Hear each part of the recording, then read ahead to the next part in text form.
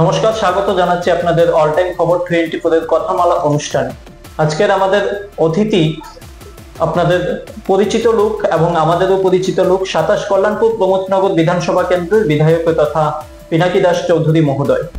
নমস্কার স্যার, প্রথমে আপনাকে স্বাগত জানাই এই কথামালা অনুষ্ঠানে। নমস্কার। আমরা প্রথমেই আপনার কাছে যে প্রশ্ন রেখে শুরু করবো আজকের অনুষ্ঠান, আপনার কল্যাণপুর আপনার দৃষ্টিতে বর্তমানে কেমন আছে? সবাইকে নমস্কার। আপনাদের মাধ্যমে কল্যাণপুরবাসী তথা খোয়াই জেলার আপামর জনগণকে, আমার দৃষ্টিতে কল্যাণপুর, এটা আমিও তো ঠিক আছে বলবো, সেটা স্বাভাবিক, কিন্তু মানুষই বলে, জনগণই বলে কল্যাণপুর অনেকটা শান্তি, সম্প্রীতি, উন্নয়নের, প্রগতির যে জিনিসটা আজকে দেখতে পাচ্ছে, ভালো জায়গায় আছে। আপনার রাজনৈতিক জীবনের সূচনা কিভাবে হয়েছে? রাজনৈতিক জীবনে বরাবরই আমরা বাম বিরোধী সংগঠনের সঙ্গে যুক্ত ছিলাম, এবং পরবর্তী সময় আমি স্কুল লাইফে, বিশেষ করে 9-10 যখন পড়াশোনা করি রতিয়া দ্বাদশ শ্রেণী বিদ্যালয়, তখন রতিয়া হাই স্কুল ছিল, ছাত্র সংগঠন NSY কাজ করতাম। পরবর্তী সময়ে কলেজ লাইফ এবং কলেজ যে শেষ হওয়ার পরে আমি যুব কংগ্রেসের হিসেবে কাজ করেছি। যাই হোক, এই জায়গা থেকে আমরা যখন বুঝতে পারলাম আসলে কংগ্রেস দিল্লিতে CPM এর সঙ্গে একটা মিতালি, এবং রাজ্যে যেটা মানুষ বুঝতে পারতো না, আমরা কিন্তু সেই দিন বুঝেছিলাম, বিশেষ করে পশ্চিমবঙ্গ নির্বাচন 11 সালে। তারপরেই আস্তে আস্তে আস্তে আস্তে সেখান থেকে বেরোনোর চেষ্টা এবং এই রাজ্যে পরিবর্তনের জন্য, কারণ দীর্ঘ 25 বছর শাসন, এই রাজ্যের মানুষ অতিষ্ঠ হন, অনেক খুন সন্ত্রাস, হাজার হাজার মানুষ ধ্বংস হয়েছে, অপহরণ হয়েছে, কিডন্যাপ হয়েছে। সেই পরিবর্তনের জন্য আমরা ঠিক পরবর্তী সময় বেছে নিই নতুন একটা প্ল্যাটফর্ম, ভারতীয় জনতা পার্টি, এবং সেই দলে কাজ করার সুযোগও পাই এবং কাজও শুরু করি, এবং পরবর্তী সময় দলও সেই জায়গাতে আমাদেরকে কল্যাণপুর বিধানসভার প্রার্থী হিসেবে মনোনীত করে, এবং জনগণও নির্বাচনে তার সুযোগ করে দেয় কাজ করার, এবং আজকে সেই কাজ মানুষের সেবায় নিজেকে নিয়োজিত রাখার চেষ্টা করছি। আপনি বিধায়ক হওয়ার পর আপনার প্রথম অগ্রাধিকার কি ছিল? প্রথম কাজ ছিল আমার বিশেষ করে খোয়াই নদীর ভাঙন, যেটা দীর্ঘদিন আমার কল্যাণপুর বিধানসভার বিরাট অংশ, প্রচুর হাজারো বাড়ি নদীর, এই খোয়াই নদীর তলাতে ধ্বংস হয়েছে, সম্পদ, বাড়ি ঘর, সেই পরিবারগুলি নিঃস্ব হয়ে গেছে। সেটা প্রথমেই আমাদের টার্গেট ছিল যতটুকু সম্ভব সেই পাড়া গ্রামগুলোকে রক্ষা করা, এবং নদী ভাঙ্গনে গুরুত্বপূর্ণ ভূমিকা আমাদের সরকার নিয়েছিল, এবং আমিও সেই দিন কথাগুলি রেখেছিলাম আমাদের মুখ্যমন্ত্রীর কাছে, এবং পরবর্তী সময় সেগুলি আমরা সাকসেস হয়েছে। বেশিরভাগ জায়গায় আমরা বোল্ডারের মাধ্যমে দিয়ে নদী ভাঙ্গন অনেকটাই রোধ করতে পেরেছি আমার বিধানসভার। এবং আমি কি বলবো, যেটা দক্ষিণ গিলাতে প্রথম যে কাজটা, প্রায় 2 কোটি টাকার নদী ভাঙ্গন, যেটা দক্ষিণ গিলাতির গাঁও পঞ্চায়েতটা দুটো পার্ট হয়ে যেত যদি সেই সময় না করতে পারতাম। সরকার আসার প্রথম কাজ আমার। পরবর্তী সময় আপনারা দেখেছেন কমলনগর যেটা হাই স্কুল, সেই জায়গায় নদী ভাঙ্গন, যিনি বিগত দিনের বিধায়ক ছিলেন কমিউনিস্ট পার্টির মনীন্দ্রবাবু, উনার বাড়ির সংগঠন, অথচ উনি সেটা করার কোনো চেষ্টাও করেননি, বা ওই দলটাও করার, মানে দলের নেতৃত্বও করার চেষ্টা করেনি। সেই কমলনগর হাই স্কুলের সেই নদী ভাঙ্গন রোধ করা, স্কুলটা সেদিন আমরা করার কারণে কিন্তু স্কুলটা আজকের দিনেও সেখানে ছেলেমেয়েরা পড়াশোনার ব্যবস্থা রয়েছে। এবং শুধু সেই জায়গায় নয়, বাগানবাজার, দারিকাপুরগাঁও সব আপনারা দেখেছেন, রতিয়া খেয়াঘাটে কত বড় নদীর ভাঙ্গন রোধ করা হয়েছে। আপনাদের দারিকাপুর বুলেট ক্লাব সংলগ্ন, কত অনেক লম্বা জায়গা, চেবরি দ্বাদশ শ্রেণী বিদ্যালয়, অনেকটি, এই শব্দ দেখবেন কাজ চলছে অলরেডি। আমাদের প্রাক্তন বিধায়ক যিনি ছিলেন কাজল চন্দ্র দাস, উনার বাড়ির সামনেও একটা প্রায় 1,04,00,000 টাকার সেই নদী ভাঙ্গনের বোর্ডের কাজ চলছে। আরেকটা কাজ শুরু হয়েছে উত্তর কমলনগর ময়মনসিংহ পাড়াতে, প্রায় 2,54,00,000 নদী ভাঙ্গন রোধ। এবং ইদানিং আরেকটা টেন্ডার অলরেডি করেছে আমাদের মধ্য কল্যাণপুর, যদিও আগে এটা পূর্ব কুঞ্জমনগাঁও সহ বলতো, কুচপাড়া এলাকায় 500 মিটার কুচপাড়াটা ধ্বংস হয়ে গেছে। ওই জায়গায় প্রায় 4,80,00,000 উপর সেই টেন্ডারটা হয়েছে। আজকের দিনে দাঁড়িয়ে আমি বলতে পারি আমরা নদী ভাঙ্গনে একটা বিরাট গুরুত্বপূর্ণ ভূমিকা আমাদের সরকার এবং আমাদের নেতৃত্বরা সবাই মিলে আমরা চেষ্টা করে সেই কাজটা করতে পেরেছি। গত কয়েক বছরে আপনার এলাকার বড় কোনো উন্নয়নমূলক কাজ? বড় উন্নয়নমূলক অনেক কাজ, কয়টা বলবো, বললে অনেক সময় লাগবে, শেষ হবে না। বিশেষ করে আমি যেটা বলছি,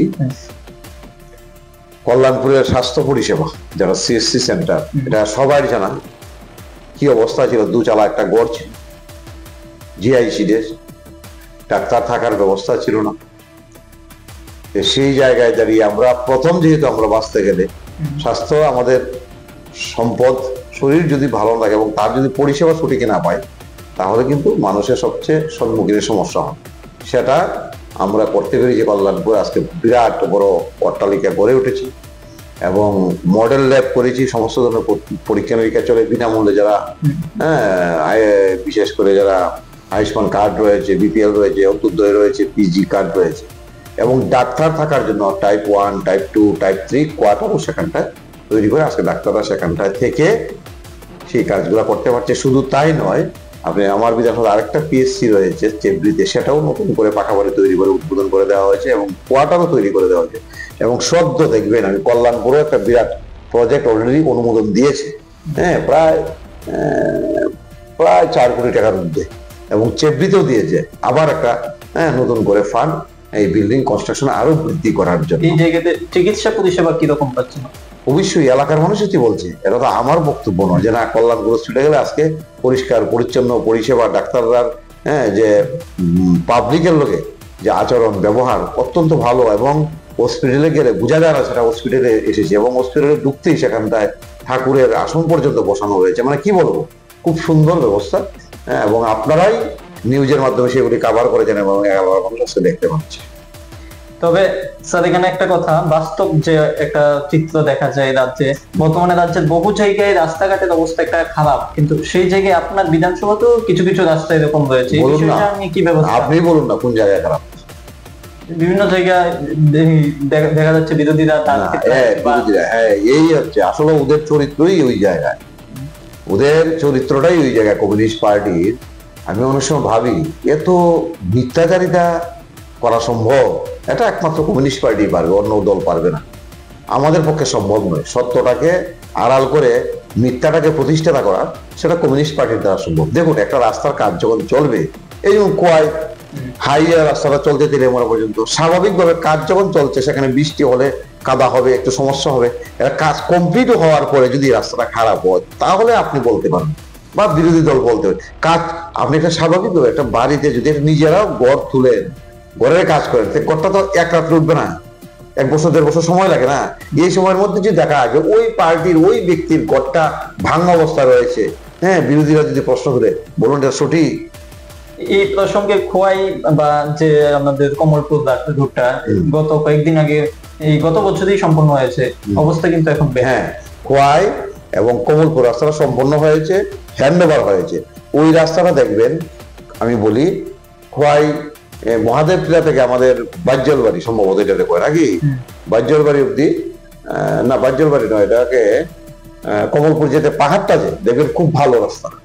নিচটা লামার অংশটা যেটা কয় পর্যন্ত এসেছে খুব খারাপ, যেটা সত্য, এটা অস্বীকার করার নেই। ওই জায়গায় ওই রাস্তা কেন খারাপ হচ্ছে, বারবার কেন্দ্রীয় টিম সেখানটা আসছে এবং কথা বলছে, এবং বিগত কয়েকদিন আগেও আমাদের রাজ্যের মুখ্যমন্ত্রী সেই ব্যাপারটা নিজের হাতে নিয়ে কেন্দ্রের সঙ্গে কথা বলে সে আজকে NHLD-র যারা প্রতিনিধি আজকে 10 তারিখ সেখানটা আসবে, এবং ওই রাস্তাটা কেন, বাকি জায়গাটা ঠিক, এই জায়গাটা কেন ঠিক হলো না। একই রাস্তা, কিন্তু দুটা এজেন্সি নয়, এক এজেন্সি। পাহাড় থেকে যেটা শুরু হয়েছে, মানে ওই পোর্শনটা খুব ভালো, একদম কমলপুর অব্দি, এই পোর্শনটা খারাপ হলো। হয় কি এখানে মাটির প্রবলেম না কি হয়ে যায়, কিন্তু টেকনিক্যাল ব্যাপার, অবশ্যই টেকনিক্যাল, কিন্তু ওই জায়গায় ছাড়া হয়নি। সারা রাজ্যের সরকার দায়িত্বের সহিত রাজ্যের মুখ্যমন্ত্রী আমাদের মানিক সাহাজি সেটাকে হস্তক্ষেপ। স্বাস্থ্য ও শিক্ষা ক্ষেত্রে আপনার এলাকা কিরকম হচ্ছে? আমি তো বললাম স্বাস্থ্যের ক্ষেত্রে আজকে দেখেন কল্যাণপুর পর্যাপ্ত পরিমাণে আজকে staff, doctor, nurse, MPW, pharmacist, টেকনিক্যালে যারা রয়েছে, ল্যাবে যারা রয়েছে, একদিনে আমার এখানে 10 জন জয়েন করেছে। মহারানী আমাদের হসপিটাল, যারা একটা প্রত্যন্ত অঞ্চল PSC, আজকে ডাক্তার, স্টাফ নার্স, আজকে MPW, আজকে ফার্মাসিস্ট, ল্যাব টেকনিশিয়ান, আজকে MPS, মানে পর্যাপ্ত পরিমাণ। দুর্গাপুর PSC, আমাদের চেবড়ি PSC, আমার বিধানসভা 4টা রয়েছে, একটা CSC, কল্যাণপুরটা CSC। আপনি বলতে পারবেন না এখানে স্টাফের অভাব বা মানে ইনফ্রাস্ট্রাকচারের অভাব। এই জায়গায় এলাকার কর্মসংস্থান বা এগুলি নিয়ে কি ভাবছেন? এলাকার কর্মসংস্থান দেখুন, আমার যেটা ভারতীয় জনতা পার্টি সরকার, এটা স্বাভাবিকভাবেই কেন্দ্রে আমাদের সরকার রয়েছে এবং দীর্ঘদিন ধরেই এই ভারতবর্ষের যে অবস্থা ছিল সেখান থেকে বের করে এই দেশকে আজকে শীর্ষস্থানে নেওয়ার যে পরিকল্পনা, বা অনেকটা জায়গা আমরা এগিয়ে গিয়েছি, সেই জায়গায় আজকে রাজ্যেও এই রাজ্যের যে অভিশাপ ছিল কমিউনিস্ট পার্টি, উন্নয়নের ক্ষেত্রে বলুন, বেকারদের কর্মসংস্থানের কথাই বলুন, যাই বলবেন, সেই জায়গা থেকে আজকে কিন্তু সরকার স্বচ্ছতার সহিত, দেখবেন আমরা 18 সালে সরকার প্রতিষ্ঠিত হওয়ার পর আজকে পর্যন্ত যতগুলো চাকরি আমরা দিই, দেখুন কন্টিনিউ প্রসেস, এটা এখন হচ্ছে, আগামী দিন মধ্যে এমন না, কিন্তু আমাদের কন্টিনিউ প্রসেস যে চাকরিগুলা হচ্ছে, তাদের একজনেরও চাকরি যাওয়ার মতো সম্ভাবনা নেই, কারণ দুর্নীতিগ্রস্ত চাকরি আমাদের সরকার দেয় না। ক্লিয়ার একদম। পরীক্ষা হচ্ছে, মেরিটে যে ছেলেরা মেয়েরা সেখানটায় তার মেধা রয়েছে, তারাই কিন্তু তার সেখানে সুযোগ পাচ্ছে এবং তার জবটা করারও সুযোগ পাচ্ছে এবং মানুষকে পরিষেবারও সুযোগ পাচ্ছে।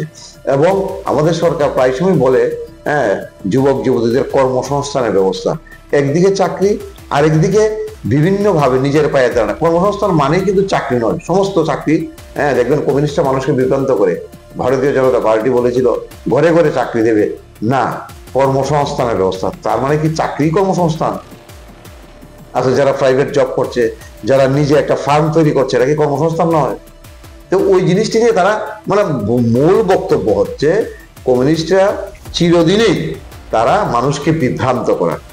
এই জায়গায় দেখবেন আজকে এই আমাদের বিশেষ করে মায়েরা বোনেরা আজকে টিআরএম এর মাধ্যমে আজকে কিন্তু দাদাদেরকে যন্ত্রণা দিতে পারে। আজকে তারা প্রত্যেকটা মহিলারা ভালো টাকা রোজগার করছে, 10,000, 15,000, 8,000, 7,000 রোজগার করছে, এবং একই পরিবারে আজকে দাদাও রোজগার করছে, মায়েরাও রোজগার করছে, এবং পরিবারটা অর্থনৈতিকভাবে শক্তিশালী হচ্ছে।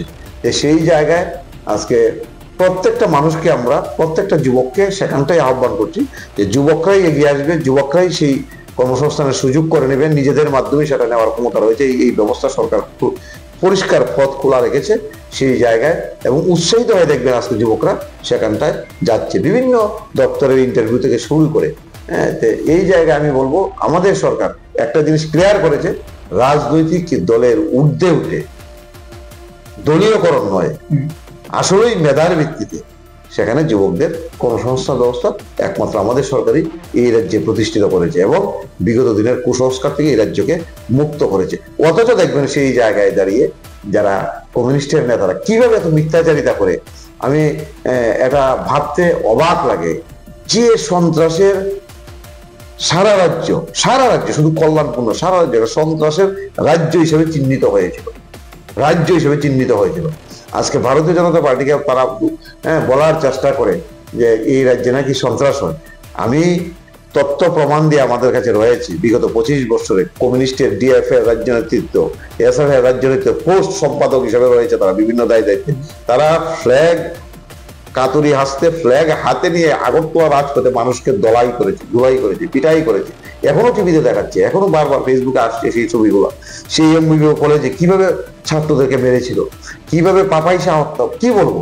কিন্তু তাদের মুখ দিয়ে আজকে এই রাজ্যে নাকি গণতন্ত্র, তাহলে গণতন্ত্র যদি আজকে না থাকে তাহলে কোন গণতন্ত্রের কথা বলতে? সেই কমিউনিস্টের কালো ইতিহাস। সেই জায়গায় আমি বলবো যে এই রাজ্যের মানুষ সবাই জানে, আমরা সবাই জানি, জাতি জনজাতি সকল অংশের মানুষ, তাদের 25 বছর বিশেষ করে তাদের কাহিনী, তার আগে আরো 10 বছর তাদের কাহিনী।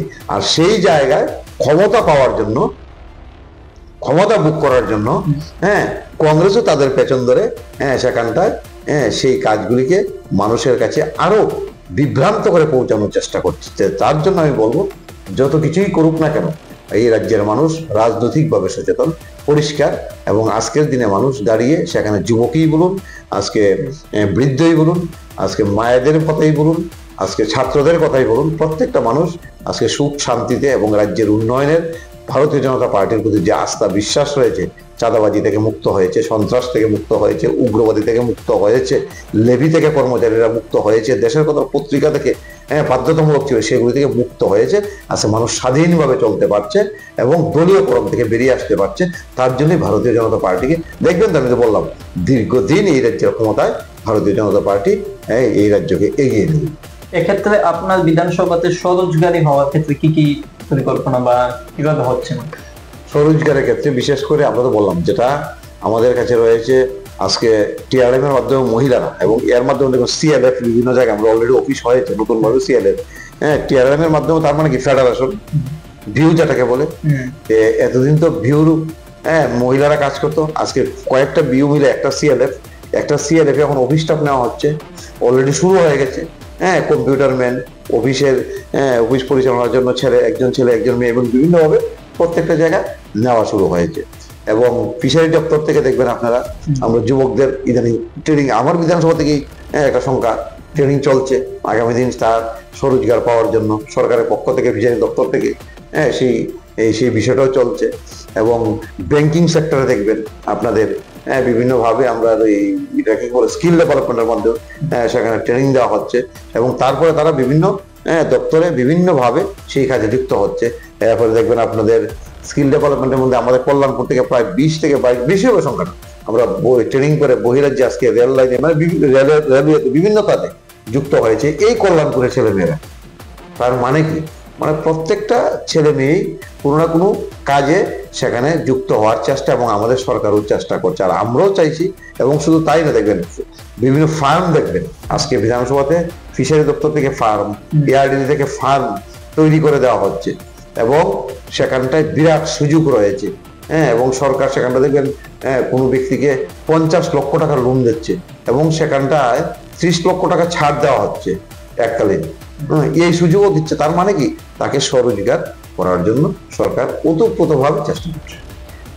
এখানে সাধারণ মানুষ, কৃষক বা দিনমজুর, তাদের ক্ষেত্রে আপনাদের? কৃষকরা তো অত্যন্ত খুশি, গতকালকেও দেখেছেন আমরা কৃষকদের যে আজকে সহায়ক মূল্যে ধান ক্রয়, যেটা এই রাজ্যে বিগত দিন কৃষক সভা, ক্ষেত মজুর নামে চাঁদাবাজি আন্দোলন যারা কিছু ছিল না, প্রকৃতপক্ষে কৃষকরা কোনো কিছু পেত না। ওই কমিউনিস্টই দেখবে না আজকের দিনেও বিভ্রান্ত করার চেষ্টা, নির্লজ্জের মতো, লজ্জা নেই। আজকে বলুন তো, আমরা কৃষকদের নিয়ে চাঁদাবাজি আন্দোলন কোন জায়গায় হয়েছে? কিন্তু 18 সালে সরকার আসার পরে আমরা সহায়ক মূল্যে ধান ক্রয় করছি, এবং আজকের দিনে দাঁড়িয়ে এই জায়গায় গিয়ে দাঁড়িয়েছে ত্রিপুরার যে কৃষকরা এই সিজনটা আসার 1 মাস আগে থেকে আমাদেরকে ফোন করে, দপ্তরকে ফোন করে বা বলার চেষ্টা, কবে নেবে ধান, কারণ তারা এখান থেকে একটা ভালো অঙ্কের মুনাফা বা লাভ তাদের হচ্ছে। এবং গতকালকে থেকে আমাদের কল্যাণপুর শুরু হয়েছে, 5 দিন ব্যাপী চলবে। এবং শুধু তাই নয়, আমার কল্যাণপুর বিধানসভায় প্রায় 3000-এর অধিক কৃষক আজকে কিষাণ নিধি পাতা পাচ্ছে 6000 টাকা করে, ঠিক আছে। তারপরে দেখবেন 3 মাস যায় না, 2 মাস 3 মাস পরপরই আমরা কৃষকদের বিনামূল্যে, আপনারাই সেইগুলি খাবার করেন বিনামূল্যে, একটা বিগত দিন আমি দেখিনি আমার জানা মতে, আমরা যন্ত্রাংশ সেখানটায় অনুষ্ঠান করে সেই কৃষকদের হাতে তুলে দিচ্ছি। এবং কৃষকদেরও 6 মাসে বা ধরুন বছরে 2বার 3বার আমরা দপ্তরের উদ্যোগে বিভিন্ন সবজি, ধান, বিভিন্ন বিষয়ের উপর ট্রেনিং হচ্ছে, ঠিক আছে। তারপর আবার দপ্তরের উদ্যোগে কৃষকদের এক জেলা থেকে এক জেলা নিয়ে সেখানে কিভাবে কৃষিকাজ হচ্ছে সেগুলি শিক্ষণীয় বিষয়গুলি তাদেরকে ট্রেনিং করে সেখান থেকেও আনা হচ্ছে। শুধু তাই নয়, তাদেরকে ধান, সার, বীজ, এ সমস্ত জিনিসও তাদেরকে বিনামূল্যে সেখানে দেওয়ার ব্যবস্থা রয়েছে। তার মানে কৃষকরা অত্যন্ত খুশি, আর খুশি বলেই আজকে কৃষিকাজের দিকে যাচ্ছে, আর কৃষিকাজের দিকে যাচ্ছে বলেই আজকে কিন্তু কৃষকদের আয়ও দ্বিগুণ হচ্ছে। আপনি বিধায়ক হওয়ার পর থেকে জনগণের কাছ থেকে সবচেয়ে বেশি কি সমস্যার কথা শুনেন? সবচেয়ে আমি পাবলিকের কাছ থেকে এই বিধানসভায় শুনতাম, মানে প্রায় সময় বলার চেষ্টা করে যে বিগত দিন যারাই ক্ষমতা ছিল, অথচ দেখুন একসময় এই মানুষই বা এই জনগণই বাধ্য হয়ে কমিউনিস্ট পার্টির সঙ্গে ছিল, এবং অনেকে মানুষ বারবারই বলতো যে বিগত সময় আমরা নেতৃত্বের সঙ্গে কথা বলার সুযোগ ছিল না, মেম্বার পদের সঙ্গে কথা বলার সুযোগ ছিল না, ভয়, আতঙ্ক, সমস্যা সমাধান তো দূরের কথা, আর এমএলএ তো পাওয়া বিরাট ব্যাপার, এত মানে সাংঘাতিক ব্যাপার, এমএলএ পাওয়া মানে ভগবান পাওয়া।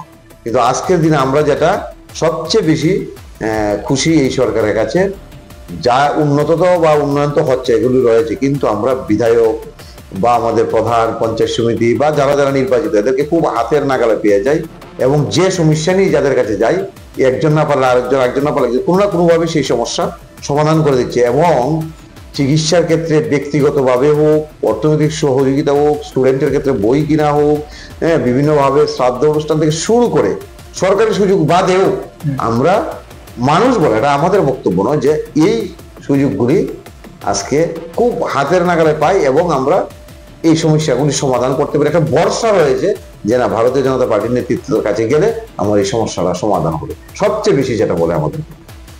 উৎসব পার্বণ বা সাংস্কৃতিক অনুষ্ঠানে কিভাবে আপনি অংশগ্রহণ?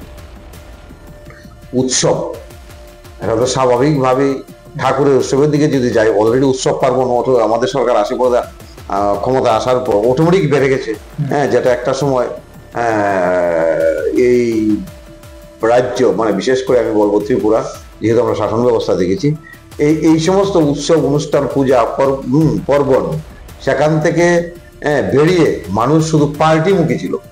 সন্ধ্যা হলেই পার্টি অফিস, নাটক, গান বাজনা, সাংস্কৃতিক অনুষ্ঠান, সেদিকে মনোনিবেশ করার সুযোগই ছিল না। কারণ একজন লোককে যদি দেখতো পার্টি অফিসে যায়নি, কালকে যাই, কালকে কোথায় তুই পার্টি অফিসে গেলে না কেন, মানুষকে এমনভাবে তাকে তার ব্যক্তিগত স্বাধীনতা হরণ করে রাখা হয়েছিল। আর আমাদের সরকার আসার পর না, দেখবেন আজকে বিভিন্ন পূজা পার্বণ উৎসব, হ্যাঁ, অটোমেটিক বেড়ে গেছে। হনুমান পূজা এটা আগেও ছিল, কিন্তু এই বিগত দিনে এই রাজ্যে করার সুযোগ ছিল না। আজকে এই সমস্ত পূজা পর্যন্ত হচ্ছে, দেবদেবীদের পূজা বৃদ্ধি পেয়েছে, পাড়ায় পাড়ায় হচ্ছে। হ্যাঁ, আজকে দেখেছেন কয়েকদিন আগে বিপদনাশিনী পূজা, মানে প্রত্যেকটা পাড়ায় পাড়ায় পাড়ায় পাড়ায়। এই জায়গায় মানুষের মনে উৎসাহ রয়েছে, উদ্দীপনা রয়েছে, ঠাকুরের প্রতি বিশ্বাস রয়েছে, যার দরুন প্রত্যেকটা মানুষ সেখানে সামিল হচ্ছে। এবং আমরাও চেষ্টা করি দল বেঁধে প্রত্যেকটা উৎসব অনুষ্ঠান, পূজা পার্বণে সেখানে অংশগ্রহণ করা, সহযোগিতা করা। এছাড়া বিরোধী দলের বক্তব্য বা নেতৃত্বদের বক্তব্য কিভাবে আপনি ব্যাখ্যা করেন? বা বিরোধীদের বক্তব্য, বিরোধী মানে গঠনমূলক যদি আলোচনা হয়, আমি সম্মান করি, অবশ্যই সেটা করা উচিত বা গঠনমূলক আলোচনা করা উচিত। কিন্তু আমি তাদের সমালোচনা তখনই করি যখন সত্য জিনিসটাকে আড়াল করে। আপনি দেখুন বিষয়টা কোন জায়গায় গিয়ে দাঁড়িয়েছে। আজকে কমিউনিস্টের নেতারা, বিশেষ করে জিতেন চৌধুরী, বিশেষ করে প্রাক্তন মুখ্যমন্ত্রী মানিক সরকার, যখন বলে রাজ্যে গণতন্ত্র নেই, সন্ত্রাসের কায়া, এই জায়গায় তাদেরকে বলি তারা হচ্ছে মুখোশধারী লোক। মুখোশ আর মুখ মানে মানুষের কাছে পরিষ্কার, কমিউনিস্টের একটা মুখোশ নিয়ে মানুষের কাছে ক্ষমতা আসার জন্য বারবার মানুষকে বিভ্রান্ত করে। আসলে হচ্ছে সন্ত্রাসের মূল নায়ক, মূল কাণ্ডারি হচ্ছে এরা। এই রাজ্যের বিরোধীদের উপর আক্রমণ কায়েম করেছে, আমদানি করেছে কমিউনিস্ট পার্টি। একে দেখবেন 80 সালে দাঙ্গা থেকে শুরু করে এই রাজ্যে কল্যাণপুর, আমি রাজ্যের কথা বলবো, কল্যাণপুরে কতটা দাঙ্গা হয়েছে, কত মানুষ খুন হয়েছে, কত মানুষ কিডন্যাপ হয়েছে, কত বিরোধী দলের নেতৃত্ব খুন হয়েছে এই কল্যাণপুরে। ওই ব্যক্তিরা, কারণ আমি পরিষ্কার, আজকেও ফেসবুকে ভাইরাল হয়েছে, ওই লাস্ট 18 নির্বাচনের আগে, হ্যাঁ, রাজ্য সম্পাদক দেখছি SFI নবারণ নাকি ফ্ল্যাগ নিয়ে, মানুষ নিয়ে ওই মেলার মাঠ বিরোধীদেরকে কিভাবে পেটাচ্ছে, হ্যাঁ, মানিক সরকার আগে দিয়ে আসছে প্রাক্তন মুখ্যমন্ত্রী, আর ওরা দাঁড়িয়ে গণতন্ত্রের বাড়ি শোনাবে আর আমরা তার শুনবো, আর এই রাজ্যের মানুষ তার বিশ্বাস করবে? এটা হয়? কোনোদিন হয় না। প্রকাশ্যে দিনের বেলা আগরতলা শহরে পাপাই শাহর মতো যুবক খুন হয়ে গেল, MBB কলেজে কি বলবো, অবিচারে রাস্তায় ফেলে মারা হলো, হ্যাঁ, সন্ত্রাসের কায়দায়। এটি তো ওই জায়গায় দাঁড়িয়ে যদি তাদের মুখ দিয়ে বুধের মুখে রাম নাম, এটা শোভা পায় না, এটা আমরা মানতে পারি না। তার জন্য আমরা বলছি, হ্যাঁ, আসলেই কমিউনিস্ট পার্টি হচ্ছে গণতন্ত্র বিরোধী, কমিউনিস্ট পার্টি হচ্ছে, হ্যাঁ, রাজ্যের উন্নয়ন বিরোধী, কমিউনিস্ট পার্টি হচ্ছে সন্ত্রাসের নায়ক, মানুষকে বিভ্রান্ত করা, রাজ্যকে বিভ্রান্ত করা, দেশকে বিভ্রান্ত করা, এই করে ক্ষমতায় আসা, এটাই তাদের মূল ধারণা। কিন্তু এটা হবে না এই রাজ্যে। মানুষ পরিষ্কার হয়ে গেছে কমিউনিস্টের ভাবনা চিন্তাধারা। আর আমিও বলবো, এখনো আপনাদের মাধ্যমে বলতে চাই, এখনো তাদের শিক্ষা নেওয়া উচিত। কেন শিক্ষা নেওয়া উচিত? হ্যাঁ, মানুষ কি চায়, মানুষ কি বলে। আজকে কিন্তু মিথ্যার সুযোগ নেই। আজকে আমাদের সরকারের সিদ্ধান্ত, রাজ্য বলুন, কেন্দ্র বলুন, ব্লকে বলুন, মিউনিসিপাল বলুন, সিদ্ধান্ত সঙ্গে সঙ্গে কিন্তু ফেসবুকে ভাইরাল হচ্ছে। কিন্তু বিগত দিন এগুলি ছিল না, হ্যাঁ, আড়াল থেকে সেগুলি বিভিন্ন ভাবে কায়েম করেছে। আজকে মিথ্যার সুযোগই নেই। এই জায়গায় বলবো, যে আমাদের এই বিধানসভায় দেখবেন ওই যে রাস্তার কথা বললেন, কেন বলছি আর মিথ্যাচারিতা করে, এই দক্ষিণ গিলাতুলি একটা রাস্তার মধ্যে কয়েকজন যুবক, কয়েকজন, আচ্ছা বলুন, এই রাস্তা অলরেডি বোল্ডার ফেলে মাটি ফেলানো হয়েছে, স্বাভাবিক মাটি ফেললে কাদা হবে, এই সুযোগ তো থাকতে হবে না, শুকাতে তো হবে। যদি রাস্তা কমপ্লিট হয়ে যায়, কাজটা শেষ হয়ে যায়, তারপর যদি খারাপ হয় তাহলে বলতে পারে, কিন্তু না, তারা সুযোগ পেতে বসে থাকে। কাজ যেখানটায় হচ্ছে একটু বৃষ্টি হলে কাদা হবে, তাতে ফেসবুকে দিয়ে মানুষকে বিভ্রান্ত করে, এই হচ্ছে তাদের আসল কাজ। আমি বলতে চাই, এই কল্যাণপুরে যারা কমিউনিস্ট, এই রাজ্যের যারা কমিউনিস্ট, এই আমাদের কল্যাণপুর বিধানসভায় কোথায় ছিল স্বাস্থ্য পরিষেবা? কেন বিগত দিন হলো না? 25 বছর, তার আগে 10 বছর ক্ষমতায় কেন কোয়ার্টার ছিল না?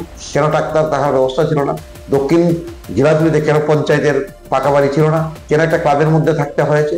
কেন ছন কলাতে রাস্তা ছিল না? আজকে কেন রাস্তা হলো? কেন দক্ষিণ গিলাতুলিতে বোল্ডার তৈরি করে আজকে এই গ্রামটাকে রক্ষা করা হলো?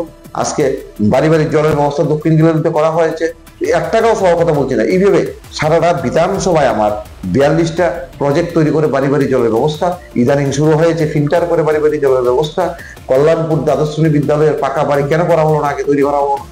আজকে যে দুতাল ভবন তৈরি করে আজকে স্কুলটা সুন্দরভাবে চলছে, আজকে হোস্টেল তৈরি হয়েছে, আজকে ডিসিএম অফিস তৈরি হয়েছে দুতলা, আজকে গেস্ট হাউস তৈরি হয়েছে, কেন বিগত দিন হলো? আমি যে প্রশ্ন করি, কি উত্তর দেবে? কি উত্তর দেবে আপনি বলুন?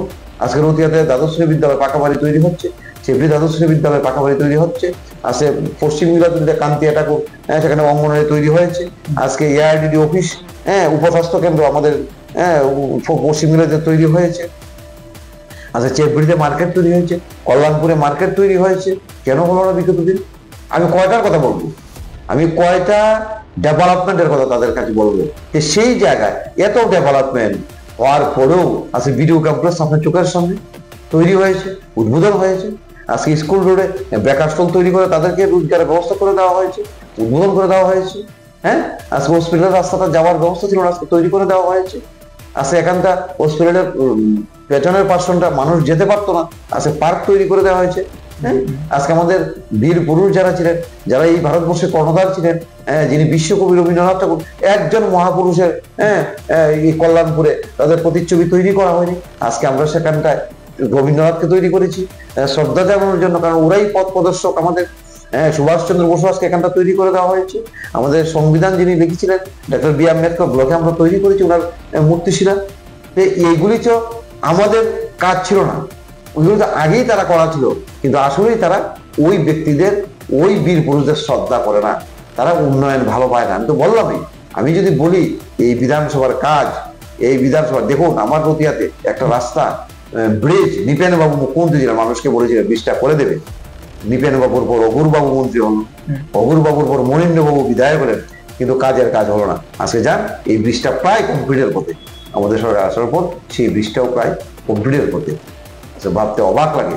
এডিসি এলাকাতে যান, মাই বিক্রম আমাদের এডিসি ভিলেজ, এই এলাকাতে যান, এ দেখুন অলম্বুতে এডিসি ভিলেজ, কি সুন্দর স্কুল, পাকা বাড়ি তৈরি হয়েছে, উদ্বোধন করে দেওয়া হয়েছে। ঠিক আছে, আজকে যান বলরাম কোবরা, সেখানে গ্যাস ট্রাইবাল হোস্টেল তৈরি হচ্ছে, এখানে সায়েন্স বিল্ডিং তৈরি হয়েছে।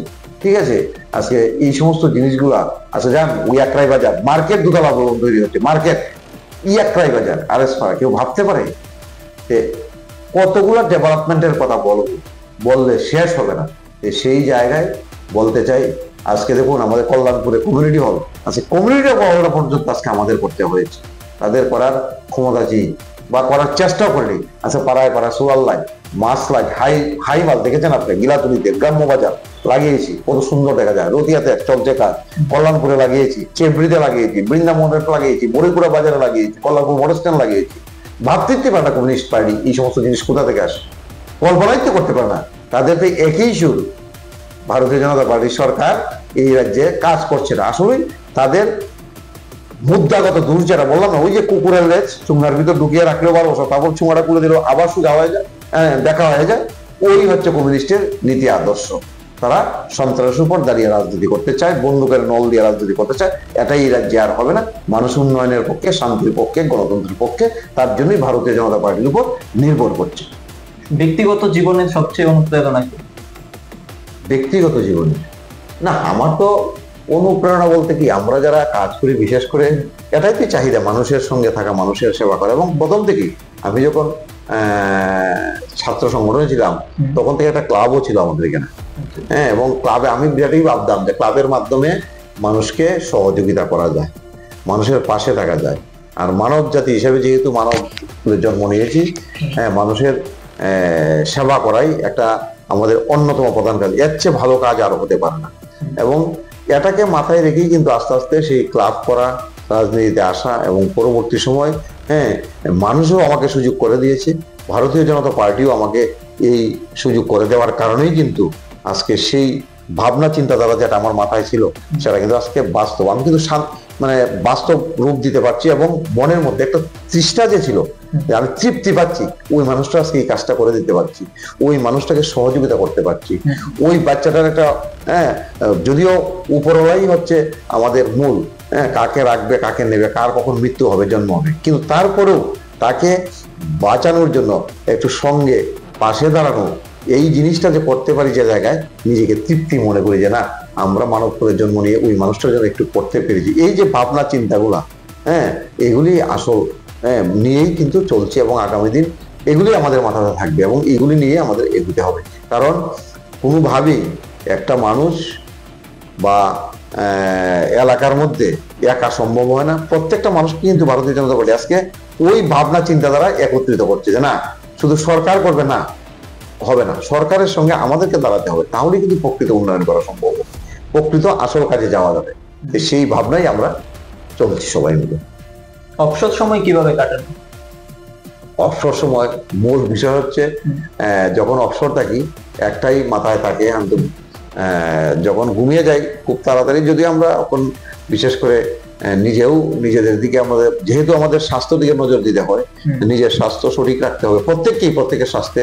আজকে দেখবেন প্রত্যেকটা মানুষ ঘুম থেকে উঠে আগে মর্নিং করে, কারণ কেন নিজেকে সুস্বাস্থ্যের অধিকারী রাখতে। আর নিজের সুস্বাস্থ্যের যদি অধিকারী না থাকি তাহলে কোনো কাজই করা সম্ভব নয়, আগে ফিট রাখতে হবে। এই কাজগুলি করার পরেও যখনটায় একা একা বাড়িতে থাকি, একা বলতে হয়তো সময়টা কম পাই, বিশেষ করে রাত্রি পাওয়া যায়, মাথার মধ্যে সেই পরিকল্পনাই আসে যে আগামী দিন কল্যাণপুর বিধানসভাকে কি করা যায়, কি করলে এই বিধানসভা আরো ডেভেলপমেন্ট হবে, কি করলে এই বিধানসভাটা ত্রিপুরা রাজ্যের মধ্যে শ্রেষ্ঠ বিধানসভা হবে, এবং এই ভাবনা নিয়েই আমরা এগোচ্ছি। এবং ইদানিং শুনলে খুশি হবেন, আমাদের অলরেডি মোটর স্ট্যান্ড প্রায় 5 কোটি টাকার উপর স্যাংশন দিয়েছে। কোনোদিন কল্যাণপুর মোটর স্ট্যান্ড পাকা বাড়ি তৈরি হবে স্টল সহ ভাবতে পারেনি, ঠিক আছে। এবং আরো খুশি হবেন সদ্য এই যে ডিডাব্লিউ, কেন কমিউনিস্টকে বলছি, এই যে ডিডাব্লিউ ডিভিশন একটা রয়েছে, দেখুন তো টিনের ঘর, এক্সিকিউটিভ এসডিও বসার ব্যবস্থা রয়েছে। এই যে আমরা বলি ইনফ্রাস্ট্রাকচার ভালো না হলে কর্মচারী কাজ করার সুযোগ পায় না, তাদেরকে কি বলবেন?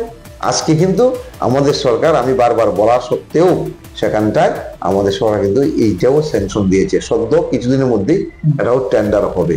আজকে 3 তলা ভবন তৈরি হবে না, এটা ভাবার বিষয়, ভাবতে হবে। এবং প্রত্যেক জায়গায় দেখবেন আছে পূজা পার্বণ করার জন্য আমরা বিধায়ক ফান্ড থেকে বিভিন্ন কমিউনিটি হল, কমিউনিটি শেড তৈরি করে দিয়েছি। এই যে মানসিকতা, এটা থাকতে হবে। ওই বিষয়গুলো নিয়ে ভাবি, এবং ছেলেদের, মেয়েদের, যুবকদের, ছাত্রদের কিভাবে সমাজের কাজে লিপ্ত করা যায়, এবং তারা যাতে নিজের পায়ে দাঁড়াতে পারে, নিজেরা প্রতিষ্ঠিত করতে পারে, এবং দেশ গড়ার কাজে যাতে নিয়োজিত হয়, কারণ তারাই আমাদের আগামী দিনের ভবিষ্যৎ।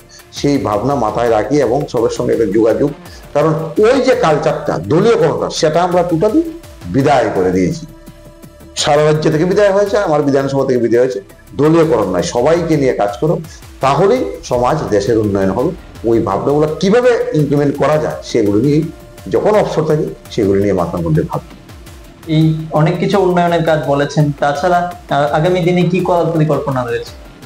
আমি তো বললাম একটা পরিকল্পনা আমাদের রয়েছে কল্যাণপুরকে নিয়ে, আগামী দিন চেষ্টা চালাচ্ছি। কিছু ক্রাইটেরিয়া রয়েছে, টেকনিক্যাল বিষয় রয়েছে, নগর পঞ্চায়েত নিয়ে এটাও প্রশ্ন তুলেছি বিগত দিন। এই আইনগত সমস্যারই কাটাতে বললে আগামী দিন এটাকে অলরেডি মিনি শহরে, অলরেডি হয়তো আমরা, আপনি দেখবেন আজকে বাস্তবে মিনি শহরে আছে কল্যাণপুরের মতো জায়গায় সিসি ক্যামেরা, এটা ভাবা যায় না। অথচ কাগজপত্রে আমরা এখনো ঘোষণা করতে পারিনি, কারণ ওই যে ক্রাইটেরিয়াটা বললাম না, ওই ক্রাইটেরিয়াটা হলে আগামী দিনে সেটাকে এই পরিকল্পনা আমাদের রয়েছে। এবং বিশেষ করে সদ্য আরেকটা পরিকল্পনা আমরা নিয়েছি যেটা কল্যাণপুরে নেই, এটা ভাবতেও পারবে না কমিউনিস্ট পার্টি, এটা মস্তিষ্কে আসবে না। বিয়ে বাড়ি, যেটা আজকাল কিন্তু মানুষের বাড়িঘর ছোট্ট পরিসরে হচ্ছে সবারই, হ্যাঁ, কারণ মানুষের আমরা আজকে অনেক বৃদ্ধি পেয়েছে পরিবার সংখ্যা, হ্যাঁ, এই জায়গাতে একটা অনুষ্ঠান করতে হলে ভালো জায়গা, বাড়ি অনেকের বাড়িতে আছে, অনেকের নেই। কল্যাণপুরে কিন্তু এই ব্যবস্থা নেই। ইদানিং আমরা ব্লকের মাধ্যমে, ডিএম এর মাধ্যমে অলরেডি আমরা অনুমতি পেয়ে গেছি, হ্যাঁ, সরকারিভাবে কল্যাণপুরে বিয়ে বাড়ি তৈরি হবে। এটা কোনো পঞ্চায়েতের আন্ডারে থাকবে বা ব্লকের আন্ডারে থাকবে, রেভিনিউ একটু সরকারি খুব কম পরিমাণ রেভিনিউ দিয়ে সেই বিয়ে বাড়িটা আগামী দিন এই ইদানিং কাজ শুরু হয়ে যাবে, ঠিক আছে। তো এই যে একটা কত সুন্দর, কত গরিব গরিব মানুষ রয়েছে, জনগণ রয়েছে, বাড়ি নেই, ছোট্ট, ভাড়া রাখছে, সে কোথায় করবে কর্ম তার আমাদের সামাজিক অনুষ্ঠানগুলো? এই ভাবনাগুলো বিগত দিন ভেবেছে, আজকে কিন্তু সেগুলি ভেবে আমরা সেই পরিকল্পনা হাতে নিয়েছি। শুধু তাই নয়, অনেক কিছু রয়েছে স্বপ্ন, যদি আস্তে আস্তে হচ্ছে, হওয়ার পরেই আর আমরা কমিউনিস্টের মতো ওই আগে নাটক করি না যে এই কর্ম তাই কর্ম, মিটিং করো মিছিল করো না, আমরা করার পরেই বলি। হ্যাঁ, যেগুলি স্যাংশন হয়েছে এগুলির কথা বললাম, বিগত দিন যেগুলি করেছি এগুলির কথা বললাম, এবং আগামী দিন যেগুলি অলরেডি স্যাংশনের পথে সেগুলির কথা বললাম। সময় আরো দেখবেন, অনেক ভাবনা চিন্তাধারা নিয়ে আমরা এগোচ্ছি। তরুণ প্রজন্মকে রাজনীতিতে আসতে কি বার্তা দেবেন? বা আমাদের একটাই বার্তা, তরুণ প্রজন্মই আসতে হবে। এই দেশকে যদি আরো এগিয়ে নিয়ে যেতে হয়, এই যে ডিজিটাল ইন্ডিয়া কেন করছে, কেন হচ্ছে, বা কেন মোদির এই পরিকল্পনা, এবং আজকে কোথায় গিয়ে দেশ দাঁড়িয়েছে। একটা সময় ছিল ভারতবর্ষ, যে কোনো দেশ ভারতবর্ষকে সম্মান দিয়ে কথাই বলতো না। আমরা তো দেখেছি কাশ্মীর, পাকিস্তান কি করতো, চীন কি করতো, ঠিক আছে। আজকের দিনে দাঁড়িয়ে 10 বার ভাবে ভারতের সঙ্গে কিছু করতে হবে, কারণ এই জায়গায় দেশের প্রধানমন্ত্রী হিসেবে নরেন্দ্র মোদীজি রয়েছে। এবং আজকে যে বিষয়গুলো দেখবেন, এই যে বললাম ডিজিটাল ইন্ডিয়া আজকে কোথায় গিয়ে দাঁড়িয়েছে, যে কোনো জিনিস মোদীজি আজকে বিভিন্ন দেশে যখন যায়, টেকনিক্যাল বিষয়গুলো আজকে দেশে এনে দেশ থেকে তৈরি করার ব্যবস্থা, মানে নিজের দেশেই যাতে তৈরি হয় সেই ব্যবস্থাই কিন্তু আজকে করছে। অস্ত্র দেখুন আপনারা, এই যে আমাদের মানে কি বলবো, এগুলি কোনোদিন ভাবতে পারেনি, এগুলি কোনোদিন ভাবতে পারেনি। যে ওই জিনিসগুলোকে আরো বেশি শক্তিশালী করতে হলে তরুণ প্রজন্মই আজকে এই রাজনীতিতে আসতে হবে। আর রাজনীতিটা দলীয়করণের জন্য নয়, রাজনীতি হচ্ছে এমন একটা জায়গা দেশের জন্য কাজ করা, মানুষের জন্য কাজ করা, এই দেশকে এগিয়ে নেওয়া। সেখানটায় শিক্ষিত যুবক বলুন বা মধ্যবিত্ত যুবক বলুন, যারাই আছে তারা সেখানটায় আসা। এবং আজকে দেখবেন সারা ভারতবর্ষে অনেক তরুণ তরুণ বিধায়ক এমপি রয়েছে, তারা আজকে একটা সময় ছিল কি কালচার, এখনো রয়েছে কমিউনিস্ট পার্টির। দেখবেন, আমি বলি না বৃদ্ধ মানুষ কি কাজ করতে পারে, কাজ করতে পারে, কিন্তু এখন নতুন প্রজন্মকে স্থান দেয় না, দেখেছেন আপনারা? হ্যাঁ, আজকে থেকে 30 বছর আগে যে নমিনেশন, সেই এটা একজন দুজন যদি হয়। আর ভারতীয় জনতা পার্টি দেখবেন 18তে যারা পরের বিধানসভাতে অনেকেই নেই নতুন, ঠিক আছে না? এই হচ্ছে এই পার্টির মূল বক্তব্য এবং চিন্তাধারা, ভাবনা, আদর্শ, বিচার তারা। তরুণদেরকে কি পরামর্শ দেবেন এক্ষেত্রে?